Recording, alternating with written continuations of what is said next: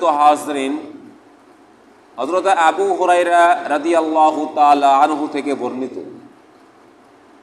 রাসূল সাল্লাল্লাহু আলাইহি ওয়াসাল্লাম তিনি বলেন, তোমরা 7টি জিনিসের পূর্বেই অবিলম্বে সব কাজ করে ফেলো। অর্থাৎ তোমরা তোমার 7টা অবস্থা আসার আগে, তোমার 7টা বিপদ আসার আগে তুমি সব কাজ সেরে ফেলো। 1 নাম্বার, দারিদ্র আসার আগে তুমি বেশি বেশি ইবাদত করো। কারণ যখন দরিদ্র হয়ে যাবা, মিসকিন হয়ে যাবা, দারিদ্রতা এক পর্যায়ে মানুষকে কুফরের দিকে ঠেলে দেয়। এমন গরিব হবা যখন পেটে ক্ষুধা, খাবার থাকবে না, তখন আল্লাহর ইবাদত করতে তোমার সেই ইচ্ছা, সেই শক্তি, সেই ক্যাপাসিটি, সমর্থন থাকবে না। এজন্য সচ্ছল অবস্থায়, স্বাভাবিক অবস্থায় থাকাকালীন বেশি বেশি আল্লাহর ইবাদত করে জীবনটা অতিবাহিত করতে হবে। 2 নাম্বার,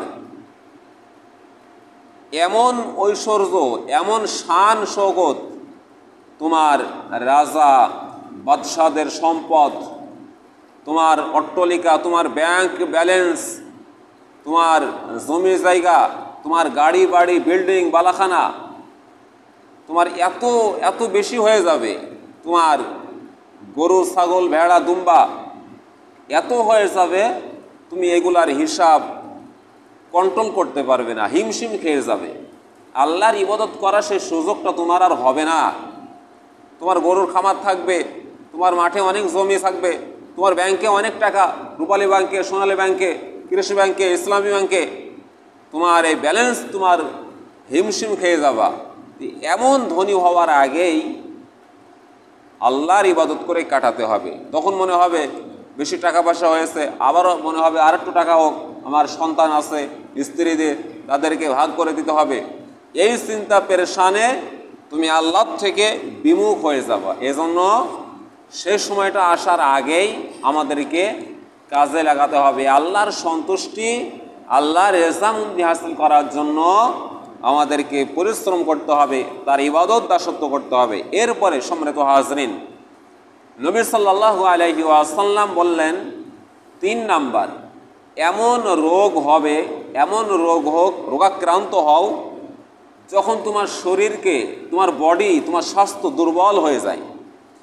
তো এই রোগাক্রান্ত হওয়ার আগে, অসুস্থ হওয়ার আগে, অসুখ হওয়ার আগে তুমি এই সময়টাকে কাজে লাগাও। তুমি ভাবছো যে আমার ডায়াবেটিস নেই, আমার প্রেশার লো হয় না, হাই হয় না, আমার জ্বর ঠান্ডা হয় না, আমার কোনো পেশাবে কোনো ইনফেকশন নেই, বা আমার কোনো প্রকার কোনো দুর্বলতা নেই, আমি লোহা খেয়ে লোহা হজম করি, এমন বড়ত্ব মনে করো না।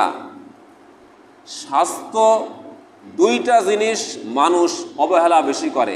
1 নাম্বার, যখন মানুষ স্বাস্থ্য থাকে, সুস্থ অবস্থা, এটাকে অবহেলা করে। আর 2 নাম্বার, মানুষ যখন অবসর সময় থাকে, ফ্রি থাকে, এই অবসর সময়টাকে কাজে লাগাতে পারে না। সম্মানিত হাজরিন, রোগ কখন চলে আসবে? সুস্থ সবল দেহ নিয়ে কোনো অহংকার করতে নেই। কখন কোন ভলটেপ কানা হয়ে যাবে, বাংলাদেশে ঢাকাতে কাজ হবে না, সিঙ্গাপুরে চলে যেতে হবে, মালয়েশিয়ায় চলে যাবে, এইভাবে তাকে নিয়ে যখন তোমার রোগ হয়ে যাবে, তুমি নিজেও ঘুমাতে পারবে না, তোমার স্ত্রী, সন্তান, পরিজন তারাও ঘুমাতে পারবে না, তোমাকে নিয়ে হাসপাতালে, ক্লিনিকে ছোটাছুটি করতে থাকবে। এই জন্য এমন জটিল মারাত্মক রোগ হওয়ার আগে, অসুখ হওয়ার আগে আগে তুমি আল্লাহর সান্নিধ্যে, আল্লাহর নৈকট্য হাসিল করার আপ্রাণ সাধনা চেষ্টা করতে থাকো। এরপরে 4 নাম্বার, এমন বার্ধক্য